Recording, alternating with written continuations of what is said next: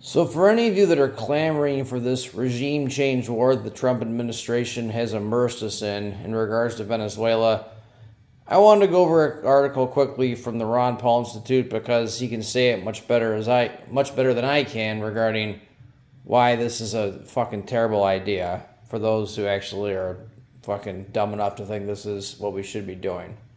So, as was the case the morning after shock and awe signaled the start of the Iraq War, many are cheering the U.S. military raid on Venezuela and capture of its president, Nicolas Maduro. Overwhelming U.S. military power and likely some bribed Venezuelan officials ensured that the operation was swift and dramatic. This was not a war, we were told. It was just a surgical operation to remove a criminal dictator and restore democracy to the country. American oil companies would soon get even richer exploiting the country's vast oil reserves. This time will be different. If all of this sounds familiar, that's because it is the same narrative used each time the U.S. has launched a regime change operation this century. The Iraq War would be a cakewalk, they swore. Skeptics were ridiculed. The staged demolition of Saddam Hussein's statue in Baghdad marked the triumph of this short U.S. military operation. The liberation of Iraq was to be the first domino in the coming revolution throughout the Middle East, we were promised. Just weeks into the operation, then President George W. Bush landed on an aircraft carrier with a huge mission accomplished banner behind him. Then everything fell apart. The U.S. could not run Iraq.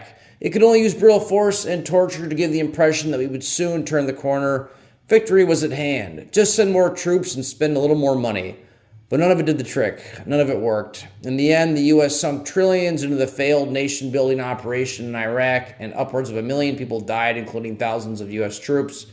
And here we go again. Despite being elected on promises of no new wars and no nation-building, President Trump used a military force against Venezuela, kidnapped the country's president, and declared that we would be running the country from now on.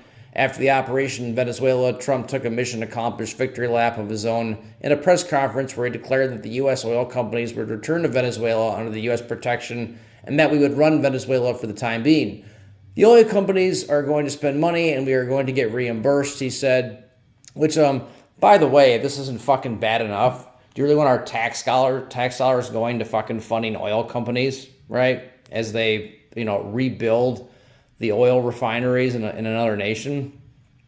As if we don't give them enough fucking money already. We've been subsidizing the oil companies for over 100 years. But there's more to come. President Trump's Venezuela raid and kidnapping occurred just as Israeli Prime Minister Netanyahu was departing the country. And according to press reports, Netanyahu was in town to persuade President Trump to send the U.S. military back into Iran.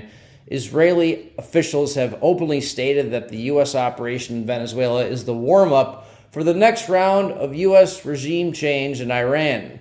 Warmongering Senator Lindsey Graham has taken to the television news programs to urge Trump to continue on to Cuba and then Iran, and President Trump seemed to agree, stating that we have to do it again.